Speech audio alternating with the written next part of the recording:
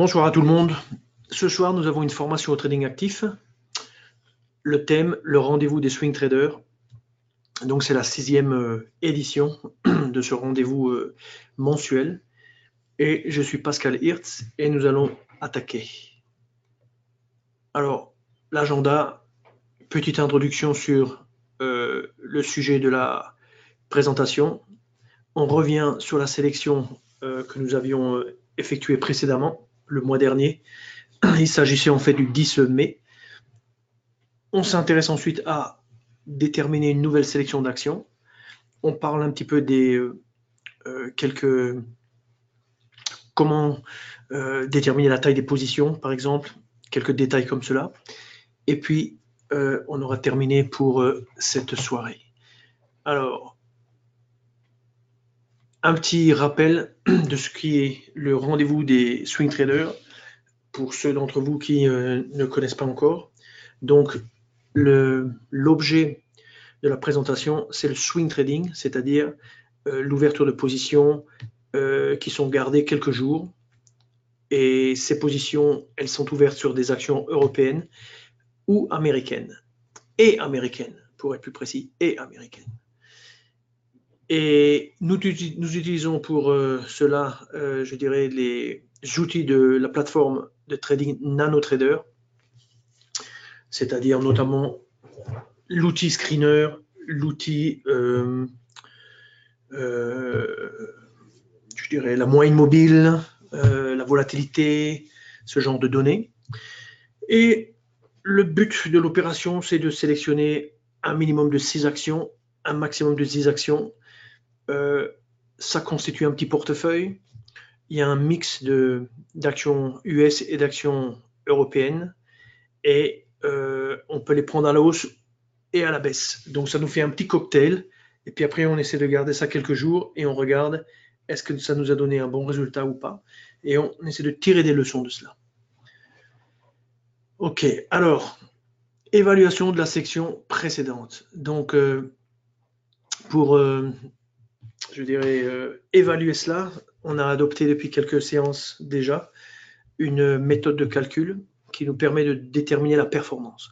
Alors, bien entendu, dans la réalité, chacun d'entre nous, si il a envie de traiter les actions qui sont sélectionnées, va appliquer sa propre méthodologie ou positionner ses stops ou ses objectifs à, on va dire, des niveaux qui lui sont propres et connus de lui. Et donc ici, pour malgré tout avoir une évaluation objective, ce que l'on fait, c'est on va supposer que aujourd'hui même, c'est-à-dire le 7 juin, nous rentrerons en position sur les actions que nous aurons sélectionnées à l'issue de un peu plus tard dans la présentation. Et on va supposer qu'on rentre aujourd'hui et que notre prix d'entrée sera, grosso modo, le milieu entre le plus haut et le plus bas de la journée d'aujourd'hui. Donc, ce niveau d'entrée, on le connaîtra précisément, je dirais, à partir de demain, une fois qu'on connaîtra le plus haut et le plus bas de la journée. Mais ça nous donnera une référence sur ce qui est un niveau, on va dire, très proche de la réalité pour ce qui concerne l'entrée. Et après, ce qu'on fera, c'est on se basera sur la volatilité et on positionnera nos stops et nos objectifs à égale distance du point d'entrée, mais avec un éloignement plus ou moins important. Donc l'éloignement le plus serré, c'est une fois la TR, l'éloignement moyen, c'est 2 fois la TR, et l'éloignement plus éloigné, on va dire, c'est 3 fois la TR, quoi. Donc sur cette base-là, maintenant, on va revoir les positions, ou plutôt les actions que nous avons sélectionnées, et on va voir qu'est-ce que ces actions ont fait durant la période entre le 10 mai 2018 et aujourd'hui.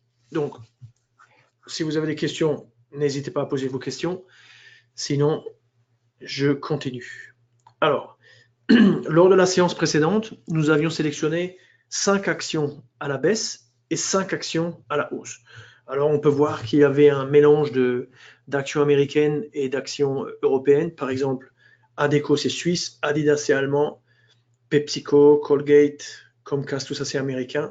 De l'autre côté, à la hausse occidentale, américain, Facebook américain, Amazon américain, Mastercard américain, Bank of New York américain. Donc ici, on avait surtout des Américains à la hausse et quelques Européens à la baisse, quoi.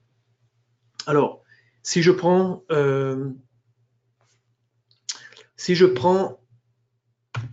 la plateforme Nano, alors je vais remettre la feuille et je vais glisser la plateforme Nano.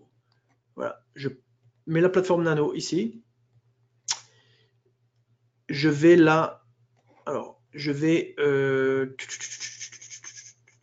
baisser ça, je vais ouvrir ça, je vais fermer ça. Et là, j'ai en fait la liste 1, 2, 3, 4, 5, 6, 7, 8, 9, 10. Donc ça, c'est en fait la liste que nous avions créée la semaine dernière, enfin, lors de la précédente session. Et on va regarder, par exemple, Colgate. Alors, Colgate Palmolive, c'est là. Oui.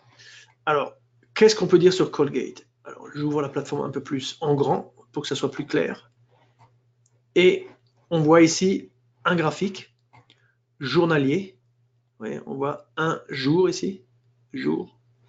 Et on voit ici en termes de jours, à peu près 199 jours. On est dans du 60 minutes, mais l'agrégation, c'est quand même une journée. Et qu'est-ce qu'on voit? On voit la courbe. Et cette courbe, à l'époque, nous avait donné l'impression on était à ce niveau-là et nous avait donné l'impression qu'un short aurait été bon. Donc, qu'est-ce qui s'est passé ensuite? Il s'est passé, grosso modo, que le marché a un petit peu rebondi sur ce niveau, exactement sur ce niveau. Et grosso modo, sur la base de l'évaluation de hier soir, j'en ai déduit que en termes d'éloignement, là vous voyez, j'ai la petite manette qui me permet d'éloigner le stop et l'objectif. Donc quand on est à 3 fois l'ATR, grosso modo, le marché était ici au niveau de l'entrée, donc j'avais mis 0. Vous voyez le 0 qui est là. Si je mets 2 fois l'ATR, le marché a touché le stop, parce qu'on est dans une optique short, donc le stop est en haut et l'objectif est en bas, donc c'était une perte. Du coup, j'ai mis un moins pour représenter la perte.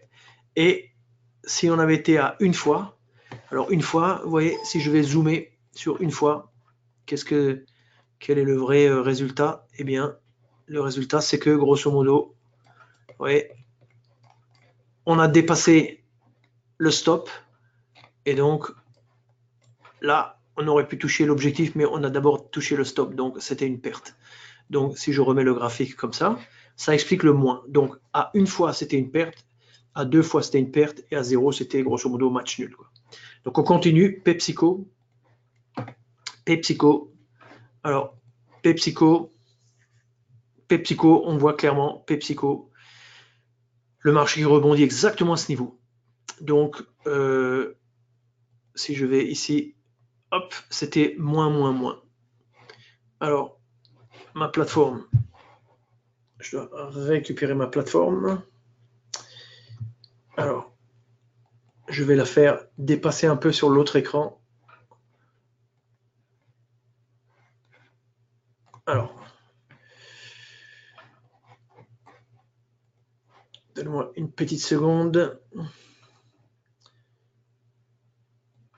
Je vais ouvrir ça comme ça.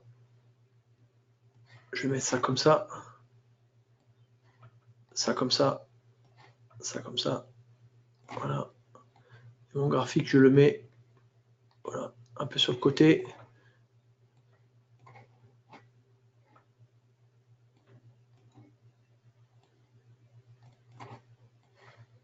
Voilà. Voilà. Comme ça, je peux déplacer mon graphique comme je veux. Et grosso modo, je remets mon PowerPoint. Je clique sur la plateforme. Comme ça, la plateforme apparaît. Voilà. Et grosso modo, on voit Pepsi. Hein, Pepsi une fois, Pepsi 2 fois, Pepsi 3 fois. 3 fois une perte, quoi. Okay. Comcast, un petit peu le même genre de scénario. Hein. Une fois, 2 fois et 3 fois. Bon, ça n'a pas touché le stop encore, mais on va dire c'est quand même perdant. Donc on va mettre moins. J'ai mis 0 parce que hier c'était 0. Comme on peut le voir ici. Hein. Donc hier, enfin quand j'ai fait ça, c'était avant-hier, on était à 0. Donc je ne vais pas changer toutes les slides maintenant à l'instant présent. Ensuite, Adidas. Adidas. Alors qu'est-ce qu'on a pour Adidas? Même chose. On était en plein exactement dans le plus bas, le marché a rebondi. Donc Adidas, on s'attend moins. Ok. Alors on va voir, est-ce qu'on a plus de chance avec Adecco? Donc Adecco, lui, alors Adecco, lui, on le voit baisser, donc ça c'est plutôt bon pour nous. Mais on a l'impression que le 5-10, on ne le voit pas sur l'écran. Donc on regarde ici en termes de, ça c'est le 11. Vous voyez en bas, on voit 11-9. Donc il n'y a pas de 10. Alors est-ce que c'était des vacances suisses ou pas? Je ne sais pas.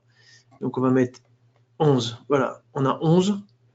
Et on voit que Adecco, ça c'était vraiment une bonne action à shorter. Donc quand on était à une fois, on a touché l'objectif. On était à 2 fois, on a touché l'objectif. Et on était à 3 fois, on a touché l'objectif. Donc ça c'était en fait la seule action qui était bien dans notre sélection pour le short, parmi celles que nous avions sélectionnées en short. Donc ça nous fait plus. Donc on se retrouve avec beaucoup de moins, plus. Maintenant on passe avec les actions à la hausse. Alors les actions à la hausse, la prochaine action, c'est Occidental. Donc, Occidental, c'est le pétrole. Occidental, donc maintenant, on considère la hausse. Quoi. Donc, la hausse, alors, moins. Alors, est-ce qu'on touche l'objectif? Est-ce qu'on touche l'objectif? Oui, on touche l'objectif ici, quoi. Avant de toucher le stop. Et 2, par contre, 2, on perd. Vous voyez, le marché revient sur nous, on perd. Et 3 fois, on peut dire qu'on est plutôt à la hausse qu'à la baisse, donc on va dire plutôt que c'est un gain.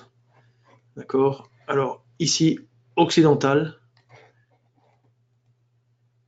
je compte comme 3 fois plus. Maintenant, Facebook.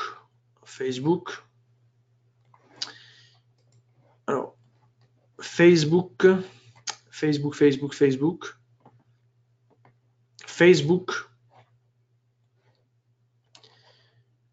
Hein, si je monte Facebook, on l'a pris à la hausse. Et finalement, il est quand même plutôt à la hausse. Quoi. Donc, en termes de résultats, donc une fois, on touche l'objectif. 2 fois, on est presque à l'objectif. Et 3 fois, quand je l'ai fait, on était aussi sur cette bougie rouge. Donc, on va compter 3 plus. Voilà, 3 plus. Maintenant, on prend Amazon.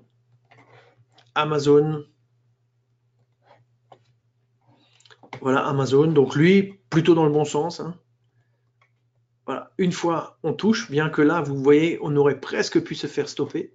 Mais on a touché l'objectif, on touche l'objectif et on est sur le chemin de l'objectif.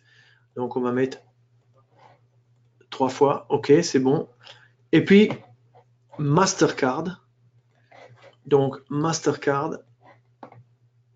Alors là, Mastercard, stagnation, puis un beau mouvement. Et là, peut-être, alors à voir. Donc, on commence une fois, le stop est touché. 2 fois, on touche l'objectif. Et 3 fois, on est quasiment à l'objectif, mais on est toujours en positif. Donc, on peut considérer que c'est un plus. Et ça nous fait un moins plus. Et finalement, Bank of New York. Alors, Bank of New York, ça c'est moins bien. Bank of New York, ça c'est moins bien.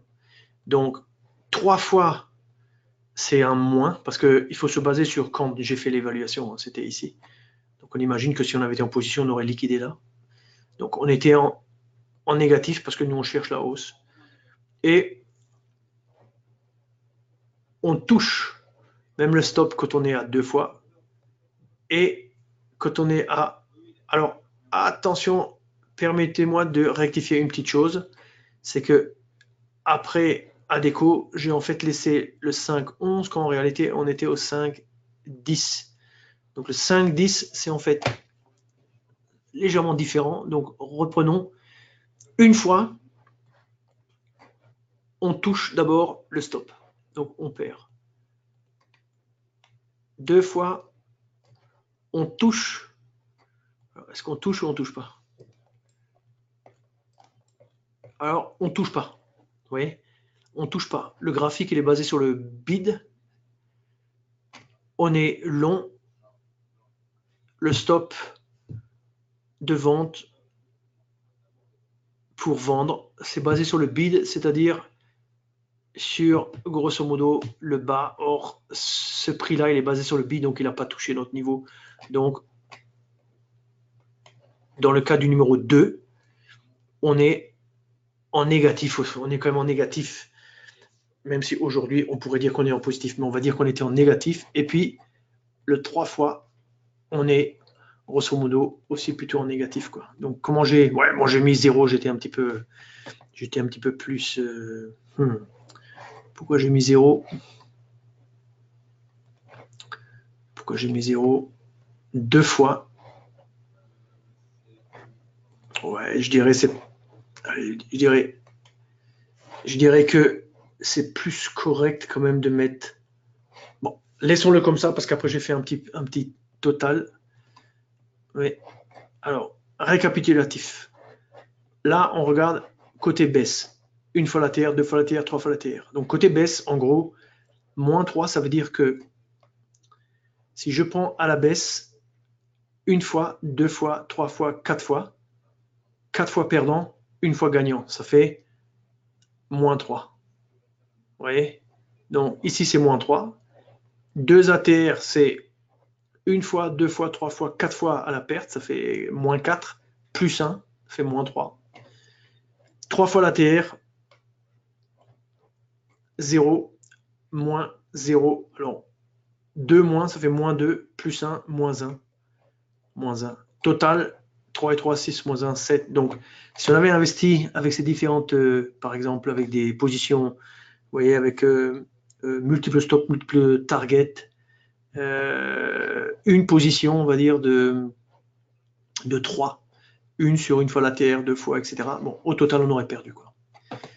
À la hausse, alors, on prend plus, moins, moins. Donc, 3 moins 2, ça fait plus 1. Plus 1. Deux fois la TR, ça fait 1, 2, 3, 4. Plus 0, ça fait plus 4. 3 fois la TR, ça fait 1, 2, 3, 4. Plus 0, ça fait plus 4. Total à la hausse, 9. Donc à la hausse, clairement, c'était très très bon. À la baisse, c'était très très mauvais. Mais le total, plus 9 moins 7 égale plus 2. Donc au total, on peut dire qu'on aurait été neutre à gagnant, quoi. C'est-à-dire, en fait, on aurait gagné de 2. Et dans le meilleur des cas, qu'est-ce qui pourrait nous arriver? Dans le meilleur des cas, on gagnerait... dans le meilleur des cas, une fois la TR, on a 5. On gagnerait 5, on gagnerait 5 et 5, on gagnerait 15, quoi. Dans le meilleur des cas, on gagnerait 15. Et est-ce que c'est vrai ce que je dis? Dans le meilleur des cas, on aurait des plus partout et on aurait des plus partout. 1, 2, 3, 4, 5. 1, 2, 3, 4, 5. On gagnerait 10. Pour la deuxième position, on gagnerait 10. Troisième position, on gagnerait 10. Donc, dans le meilleur des cas, on gagnerait 30. 30 à 0. Oui. Et dans le pire des cas, on perdrait moins 30. Et donc, le pire des cas, c'est moins 30. Le meilleur des cas, c'est 30. Et nous, on est à plus 2. Donc, on est juste au-dessus de break-even. Donc, je dirais, c'est positif, mais c'est quasiment 0, quoi. Mais au moins, on n'a pas, c'est pas une perte totale, quoi. Alors, maintenant, on s'intéresse à une nouvelle sélection d'actions. Et pour ce faire, on va analyser le screener volatilité et tendance, que je vais tout de suite vous montrer. Et puis, on va s'intéresser plus particulièrement à la moyenne mobile de 20 et à sa pente. Et on va sélectionner en fonction de la pente des valeurs et on va se demander est-ce qu'elles sont bonnes, soit à la hausse, soit à la baisse, et on va essayer d'en sélectionner entre 6 et 10. Donc il est 18h22, on est sur le, je dirais, sur le bon rythme pour terminer dans les temps. Et maintenant, on regarde la plateforme. Donc la plateforme, elle est là. Je l'ouvre un petit peu en plus grand. Donc ce graphique, je l'ai utilisé pour vérifier les performances passées. Je vais le baisser. Maintenant, je vais déplacer ce graphique ici. On va faire ça comme ça. Celui-là, je vais le mettre de côté. Voilà. Je n'ai pas envie d'ouvrir en grand comme ça. J'ai pas envie d'ouvrir en grand parce que j'ai envie de voir un peu la force en resserrant un petit peu l'échelle pour voir un peu le côté dynamique de la courbe. Donc maintenant, sur le côté ici, ce qu'on va faire, c'est que on va décocher ce bouton, aucun lien. Donc on stoppe d'avoir un lien entre cette table et puis le graphique qui est ici. On va fermer ça et on va ouvrir hop, une nouvelle liste. Comme ça, on pourra mettre dedans au fur et à mesure des valeurs pour la prochaine fois. En même temps, on va aller dans la barre de personnalisation, de la barre d'espace de travail, excusez-moi. Ces tableaux, on va le déplacer, on va le mettre là. On va l'attacher là. Comme ça, elle est dans la partie interne. Comme ça, quand je ferme ça, ou quand j'ouvre ça, c'est propre. Et puis, ici, on va lancer en fait sous Screener. Alors, laissez-moi vous montrer. Vous avez différents répertoires. Il y en a un qui s'appelle Screener, entre parenthèses, script. On l'ouvre. On a toute une série de screeners très intéressants sur des patterns, c'est-à-dire des configurations graphiques. On a des signaux. Donc, avec le screener, on peut détecter la présence de signaux. Mais nous, ce qui va nous intéresser, c'est volatilité et trend, c'est-à-dire tendance, et sur les actions européennes. Alors, on double-clique, on lance. Alors, il y a 110 actions, donc il est 18h24. On va voir le temps que ça prend pour charger 110 résultats. Qu'est-ce qui se passe? En fait, NanoTrader récupère les données en jour pour... c'est comme le graphique qu'on a en face des yeux, United Health Group. Donc, il récupère les données, il construit la moyenne mobile, la bleue, c'est-à-dire celle de 20, et puis la bleue foncée, celle de 100. Il calcule les valeurs, il les met dans un petit tableau, et puis il les exporte vers,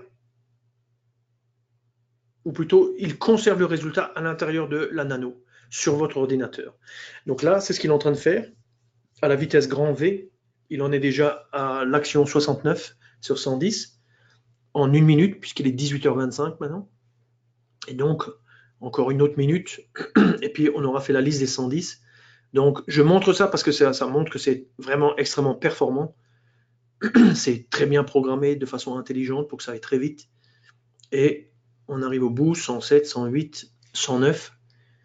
Et voilà. Alors, où est passé le screener? Eh bien, en fait, je l'ai rangé précédemment ici. Donc, vous voyez, ici, j'ouvre le screener. En fait, j'avais déjà lancé au cas où on aurait un problème ou quoi que ce soit. J'avais déjà les résultats pour, vous voyez, les actions européennes et les actions américaines. Maintenant, ici, j'ai de nouveau les européennes. Alors, je vais peut-être fermer la première. Alors, comment je ferme la première? Un petit clic droit, supprimer la page. Alors, il me reste quoi? Les américaines que j'ai fait juste avant la présentation et les européennes. Donc, moi, j'aime bien en fait déplacer ce screener. Je le positionne ici. Il est détaché en fait de la plateforme. Je récupère son coin et je le mets comme ça. Comme ça, ça me permet de regarder ici la volatilité, la courbe, la pente, slope, ça veut dire pente de court terme. Donc, quelle est la pente de court terme? C'est ça, en fait. C'est ce qu'on voit ce qu'on a sous nos yeux. C'est-à-dire, là, cette pente ici, cette moyenne mobile, sa pente, c'est ce qu'on mesure ici. Et nous, ce qu'on fait en exploitant le screener, c'est que on fait un classement en appuyant ici et on classe en fait les valeurs par le critère de la pente. Donc vous avez ici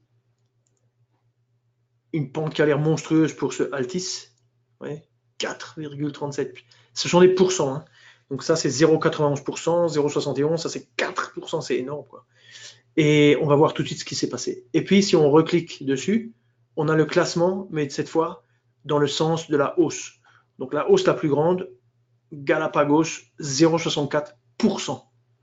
Retournons sur les moins. Et maintenant, on va faire notre sélection. Donc, je prends mon papier. Et puis, on est parti. Donc, Altis, je le glisse ici. Et qu'est-ce qu'on voit? Un immense crash. Wow. De à peu près 8 euros à 2 euros. Donc, une perte de 75% de la valeur. Donc, c'est ça qui explique cette pente. Le marché maintenant est stabilisé ici. On ne va pas le prendre à la baisse. Je dirais c'est quelque chose de trop un petit peu chaotique cette histoire. Ça peut bien, bon, on n'en sait pas trop. On n'a pas vraiment une tendance claire vers le bas. On a un crash littéralement. Deutsche Bank. Deutsche Bank. Deutsche Bank.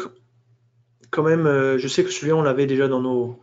Alors si je, Deutsche Bank c'est quand même, il part vers le sud quoi. Donc il a perdu la moitié de sa valeur en l'espace de 6 mois.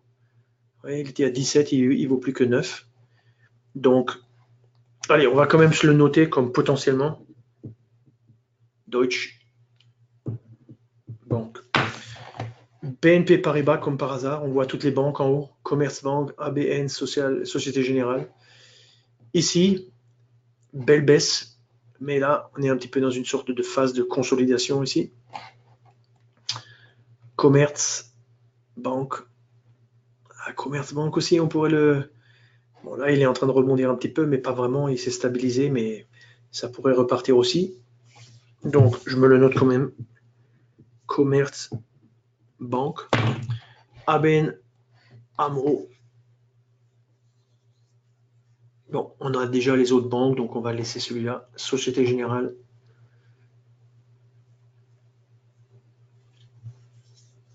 Ouais, c'est la même chose, hein, toutes ces banques, c'est la même chose. ProSieben. Ah, ProSieben, c'est pas mal ça. Pourquoi c'est pas mal?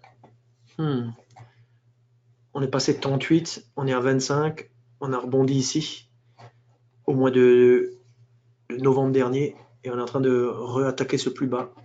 Donc, allez, on va quand même se le noter, le ProSieben. Une belle baisse continue en fait. Là, on est juste en train de casser cette espèce de petit faux rebond. On est en train de un petit peu s'engager. Donc, pourquoi pas, hein. Crédit Agricole, c'est de nouveau du bancaire. Alliance, c'est des assurances. Publicis. Alors, Publicis, bon, ça c'est un petit peu trop chaotique. On est dans un range. On est un petit peu vers le bas. Le dernier plus. Oui, par certains côtés, quand vous regardez les plus bas, vous avez les plus bas qui montent. Ça donne l'impression qu'on est en phase de tendance haussière. Puis vous avez les plus hauts qui sont stabilisés. Donc on est dans un espèce de triangle. Donc, est-ce que il faut le prendre par le bas ou par le haut? Bon, je dirais, je touche pas. Si on n'est pas convaincu, il faut juste pas y toucher. Carrefour, Carrefour, on baisse et on baisse et on est en pleine baisse. Donc Carrefour, une baisse sans fin quoi. Donc Carrefour, je dirais, il est intéressant de ce point de vue-là quoi. Bouygues,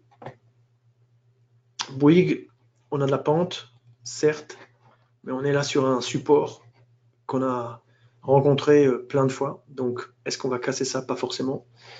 Donc, Crédit Suisse, c'est un peu comme le reste des banques.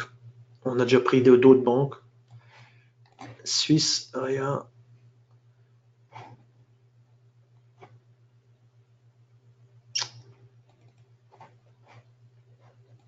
Ce qui est intéressant, c'est de voir qu'à l'intérieur du marché, vous avez les indices qui, en tout cas les indices américains sont très hauts, mais vous voyez quand même qu'il y a quand même des actions qui se cassent la figure ou qui ne participent pas au mouvement. Et ça, c'est ce qu'on est en train de chercher. Allez, on va encore en prendre une, Daimler. Ça, c'est industriel. Donc Daimler, c'est les voitures. Donc l'Amérique veut mettre des tarifs, etc. Donc ça, on peut jouer cette carte, Daimler. Accor, Veolia. Donc Veolia, prenons une fois Veolia. Bof. Bon, ok. Passons maintenant au côté long. Donc on a 1, 2, 3, 4, 5. On a 5. Donc ça, c'est Europe short. On va prendre quelques longs. Donc dans les longs, on a Galapagos.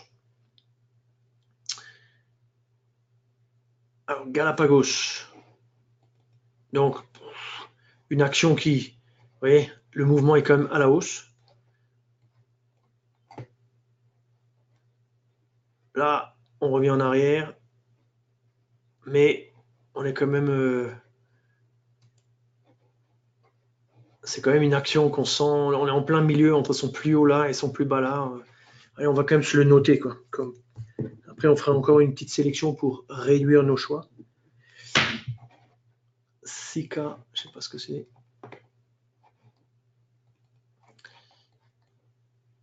Bon, j'avoue, je sais pas ce que c'est. ASML Holding. Donc lui, il est en train de casser ses plus hauts. Ouais. Donc, il est en train de casser ses plus hauts. Donc ça, c'est souvent bon. ASML. Atos. Lui, il est plutôt en train de faire un haut dans un mouvement quand même de... Bon, lui, je suis moins catégorique. Prenons juste encore un industriel. Le Thyssen. Lui, bon, lui c'est le métal, donc lui, il réagit à cause de Trump et tout ce qui se passe avec on va dire les tarifs et tout ça. Donc, si maintenant il y a un bon deal durant le G7, peut-être que ça va monter. Bon, on a encore les Américains à regarder, donc je dirais je vais pas sélectionner. Par contre, on va lancer on va carrément directement aller sur les Américains que j'avais déjà lancé plus tôt. Donc pente. Donc pente à la hausse. Prenons la hausse maintenant. General Motors. Donc General Motors, lui, forcément, les Allemands baissent et les Américains montent. Hein. Donc lui, il revient vers ses plus hauts. Là, gros, c'est sûrement à cause des annonces de Trump, etc. Mais il a quand même un peu du mouvement. On va quand même le noter. Donc, on va le mettre dans les US. General Motors.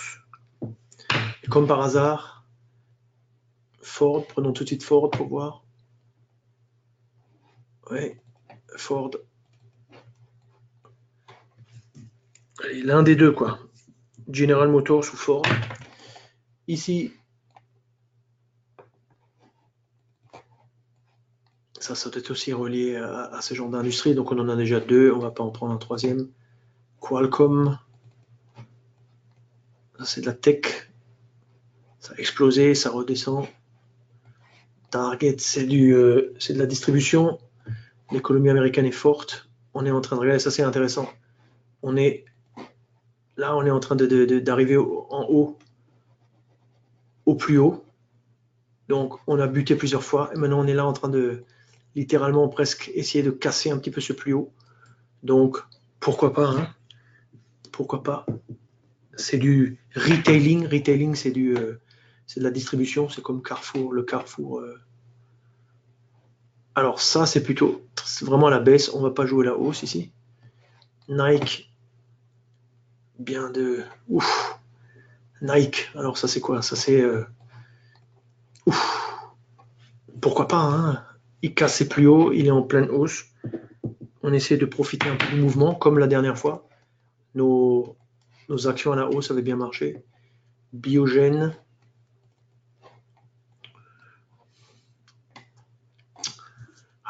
Biogène, hein, pourquoi pas. Pourquoi pas. Une hausse régulière, pourquoi pas. 2-3 bougies de plus, ça touche notre objectif. Texas Instruments.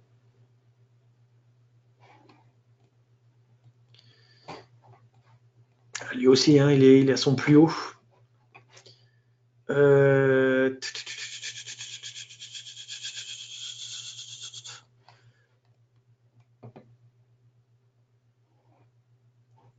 Gilhead Science.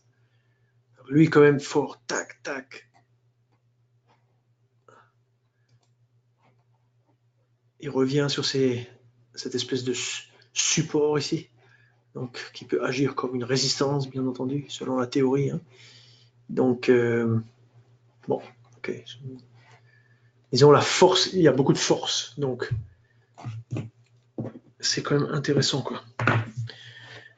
Ok, maintenant, on n'a qu'à passer à tout ce qui est short. Short, on l'a en bas. Alors, Halliburton, ça c'est le pétrole. Le pétrole est en train de baisser, nous voit un petit peu. Donc, là, ça rebondit. Oui, là, ça rebondit, mais bon, ça a un petit peu, ça a consolidé. Je pense pas que le pétrole va juste retourner maintenant trop bas, donc laissons tomber ça. General Electric. Ah, General Electric, le fameux General Electric. On l'a déjà eu 3-4 fois dans nos sélections. Il a rebondi, mais il baisse de nouveau. On va quand même le prendre parce qu'on avait eu quand même de la chance l'autre fois avec lui. General Electric à la baisse. Duke Energy. Duke Energy. Ah, lui, il est sur ses plus bas. Donc, est-ce qu'il va rebondir ou pas? Ou est-ce qu'il va casser avec le pétrole? Là, il rebondit aujourd'hui.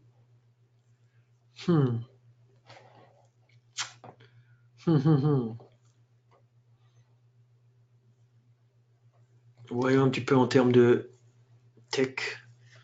Parce que des choses à la baisse, on en avait quand même avec les Allemands, là. Philip Morris. Ah, Philip Morris, oui. Une action qui fait que descendre. Pourquoi elle ne continuerait pas de descendre? On va quand même faire Philip Morris alors. Ok. Et voyons une fois Citigroup, une banque américaine. Bof.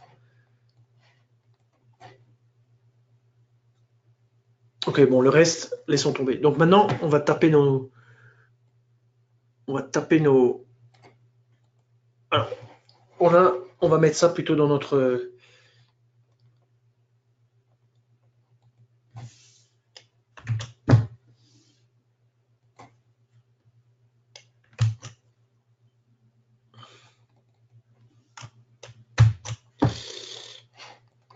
Voilà. Voilà. Alors, voilà. On va taper grosso modo nos actions dedans. Voilà. Donc, à la baisse, on a Deutsche Bank, Commerzbank, ProSieben, Carrefour, Daimler, General Electric, Philip Morris. Donc, on va prendre General Electric. On va prendre Deutsche Bank, parce qu'on entend quand même des choses un peu. Un changement on va dire, de leadership, de la restructuration, des choses comme ça. Le ProSieben, ça c'est lié peut-être c'est de la télévision, c'est peut-être lié à du sport, des retransmissions, peut-être ils n'ont pas des droits ou Dieu sait quoi. Carrefour, on sait que Carrefour a des problèmes. Donc ça fait 1, 2, 3, 4. 1, 2, 3, 4. Il en faut encore un. Il nous reste les voitures, Daimler, Philip Morris. Allez, on va peut-être prendre les voitures. Daimler, ok. À la hausse. Alors à la hausse, on a. Alors combien on a d'Américains là? On a un Américain, un Allemand, deux Allemands, un Français, un autre Allemand. Donc on a plutôt des Européens. Et la hausse, qu'est-ce qu'on a? Donc à la hausse, on a le Galapagos là. Bon, celui-là, on l'avait déjà pris et il nous avait fait perdre. General Motors. Allez, on va dire. Allez, on va mettre le Ford. Nike, Target, un SML, et on va mettre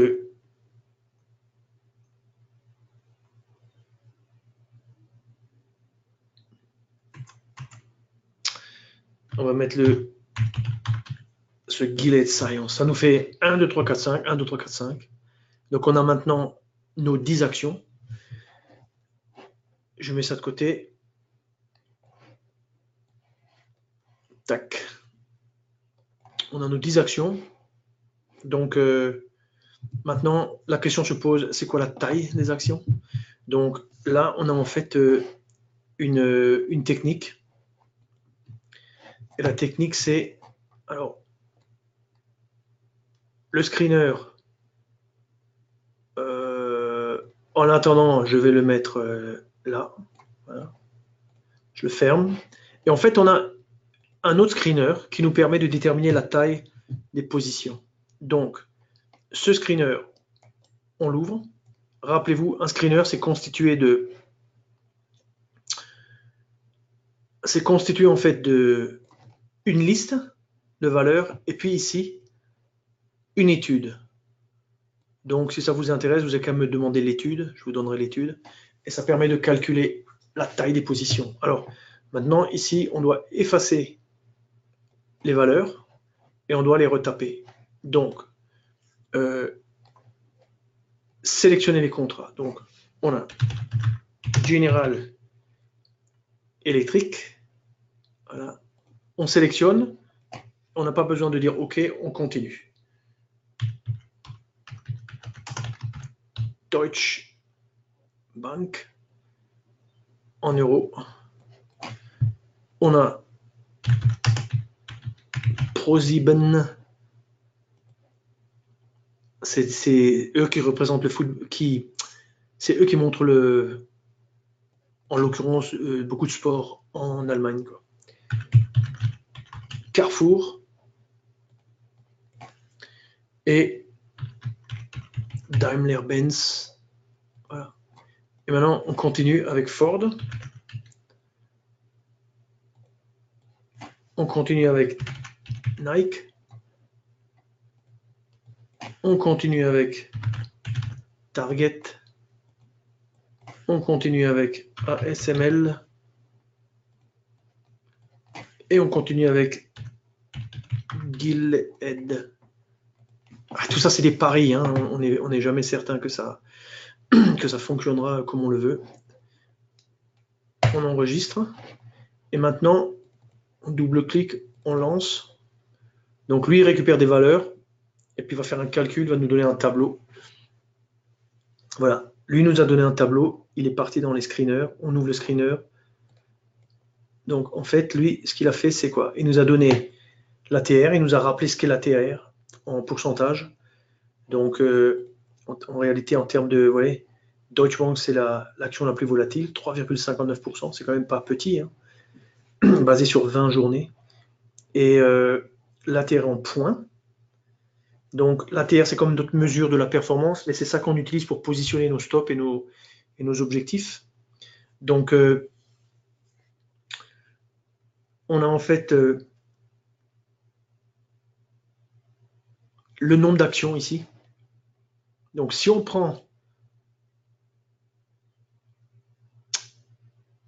considère une position pour faire une fois l'ATR, il nous faut 679 actions.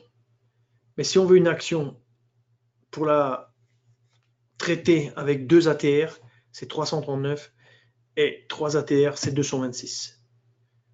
Donc 3 ATR, ça veut dire que le gain en termes de nombre de points, ça serait 3 fois plus grand. Du coup, pour gagner la même chose que lorsqu'on prend une position avec un ATR, il faut que la position soit 3 fois plus petite. Ça, c'est la logique. Donc, on a les positions, la taille des positions, grosso modo, pour que on ait en fait, pour qu'on ait comme normalisé, on dit en jargon, on va dire nos résultats espérés. Alors, si je remets le chart suivant, je dis que Comment déterminer la taille des positions? Eh bien, regardez le schéma. Donc, on rentre en position au niveau de cette ligne bleu foncé. Ici, dans le cas présent, l'objectif est en bas, donc c'est un short. Le stop est en haut, donc c'est un short. Si le marché remonte contre nous, on perd. Si le marché va dans notre sens, on gagne. Ici, on gagne. Donc, ce qu'on dit, c'est si le risque total est de 1000 euros. Bon, j'ai pris un chiffre un petit peu comme ça, rond. Un peu grand ou pas grand. Bon, c'est pas très grand, mais d'un autre côté, pour certains, ça peut être grand. Bon. C'est ce que c'est, quoi. Donc, 1000 euros. Et supposez qu'on ait nos 10 positions.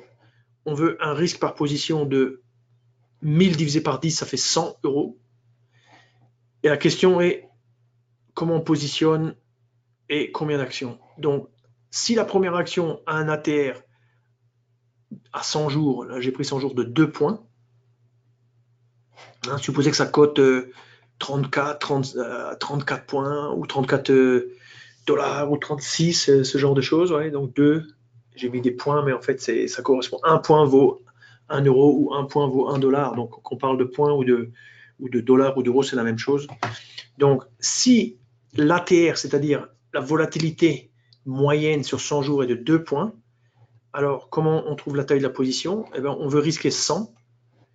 Donc, quand on a un ATR, 100 divisé par le risque, qui est de 2, pour une position de 1, ça nous fait 100 divisé par 2, ça fait 50 actions. Mais si je vais maintenant sur un ATR à 2, le calcul c'est je prends 100, qui est mon risque, et je divise en fait par 2 fois l'ATR qui est de 2, donc ça fait un ATR un mouvement de 4, donc 100 divisé par 4, ça fait 25 actions. Et puis, de la même manière, 100 divisé par 2, c'est-à-dire l'ATR, mais fois 3, puisqu'on a 3 fois l'ATR. Donc 3 fois de 6, 100 divisé par 6, ça fait 16 actions. Donc ça, c'est le raisonnement que j'ai en fait incorporé dans le screener que je vous ai montré juste à l'instant, et donc qui permet en gros de déterminer les positions. Donc là, vous voyez, on gagne pas mal de temps. Après, il faut voir, bien sûr, dans la pratique, est-ce que ces actions, on peut les trader par 41 ou est-ce qu'il faut faire par 10 ou etc. Bon, ça, c'est après des détails qui sont à faire vous-même à la main, etc. Et si on a un petit peu d'expérience, on connaît ça par cœur et on arrive à mettre ça en place. Donc maintenant, je dirais, ce qu'il faudrait faire maintenant, c'est de rentrer en position. Alors, bien entendu, le marché européen, il est fermé. Le marché US, c'est la mi-temps. Donc, on peut ouvrir des positions sur le marché américain. Les positions sur le marché européen, on pourrait les ouvrir demain. Et après, on a différentes techniques pour rentrer en position. Parce que on peut rentrer au prix du marché. Là, tout de suite, on pourrait rentrer au prix du marché sur les actions américaines, par exemple. On peut mettre des ordres limites pour essayer de jouer un petit peu par exemple, si on est long, de prendre le marché un petit peu plus bas, s'il fait un plus bas demain pour pas payer un prix trop cher, etc. Après, tout ça, c'est du raffinage que je laisse à votre réflexion et votre choix. On peut dire qu'on utilise un signal, par exemple, on peut dire, bon, je vais me baser sur le signal de Éric Lefort, la cassure haussière. Donc à la prochaine cassure haussière, je rentre long. Dans ce cas-là, peut-être que vous rentrez que dans 2 jours, ou peut-être que vous rentrez jamais. Donc ça, il y a de multiples possibilités. Après, il y a une chose qui est intéressante à noter, c'est la fonction multiple stop target qui est dans la nano. Cette fonction, elle est extrêmement intéressante puisqu'elle vous permet de gérer en parallèle différents stops et différents objectifs. Or, ici, quand on voit notre 1 ATR, 2 ATR, 3 ATR, ça nous fait presque penser à justement à mélanger un petit peu, à combiner en fait ces différents objectifs et ces différentes stops. Dans ce cas-là, on pourrait le faire. Il faudrait utiliser cette fonction et puis se mettre en mode trade guard plus auto-order pour permettre que lorsqu'il y a un stop qui est touché, l'objectif s'annule, etc. Maintenant, sur NanoTrader, avec le marché, on va dire, américain tradé à travers les CFD, vous pouvez laisser la plateforme ouverte toute la semaine. Donc, vous pouvez imaginer que vous laissez même le mode activé, trade guard plus auto order, et grosso modo, vous pouvez juste laisser ça tourner sans problème, quoi. Une fois en position, il faut un petit peu jeter un coup d'œil. Alors, peut-être pas une fois par jour, mais les positions, elles vont pas rester non plus éternellement. Après 3-4 jours, il y a de fortes chances que vous ayez touché un objectif ou un stop. Bien sûr, ici, on n'a pas, dans notre évaluation, on n'a pas réfléchi à la question de peut-on ou doit-on déplacer ces stops. Clairement, si on avait des positions en réel, ça aurait un sens si le marché vient toucher votre objectif de une fois l'ATR, de plus lui permettre de retomber en bas, et donc au moins de déplacer son stop jusqu'au break-even, c'est-à-dire jusqu'au prix d'entrée. Donc ça permettrait aussi d'améliorer les résultats. Donc ça, c'est quelque chose aussi que chacun fait à sa sauce, à sa façon.